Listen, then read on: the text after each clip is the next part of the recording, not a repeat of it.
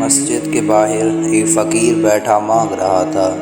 ماضی باہر نکلے اور کچھ نے اسے اتنا شرمندہ کیا کہ وہ بھاگ کر شراب خانے کے دروازے پر جا کر بیٹھ گیا۔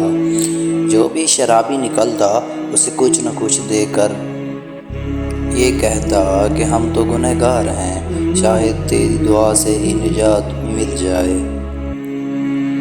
اس بات سے میں نے یہ بات سمجھ لی کہ گناہ کر کے شرمندہ ہونا نیکی کر کے تکبر کرنے سے بہتر ہے۔ سورۃ الشمس میں اللہ 11 قسمیں کھا کر فرماتا ہے، بے شک وہ کامیاب ہو گیا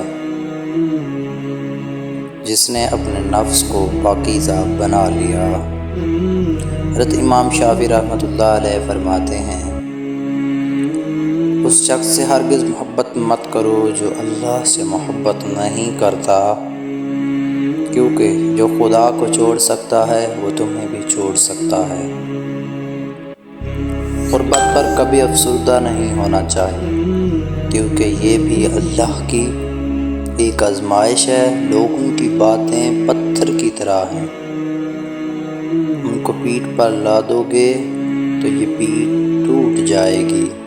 ان کو اپنے قدموں تلے ایک برج بنا لو، تم ان پر چڑھ کر بلند ہوتے چلے جاؤ گے۔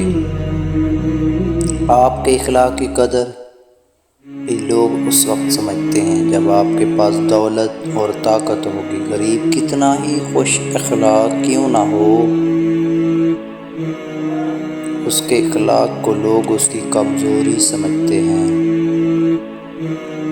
حضرت امام شافعی رحمۃ اللہ علیہ فرماتے ہیں، 3 عمل ایسے ہیں جو انسان کو روزانہ کریں اس کا رزق بہت زیادہ بڑھ جاتا ہے۔ نمبر 1 تہجد کی نماز پڑھنا، نمبر 2 کثرت سے صدقہ کرنا، نمبر 3 کثرت سے اللہ کا ذکر اور استغفار کرنا۔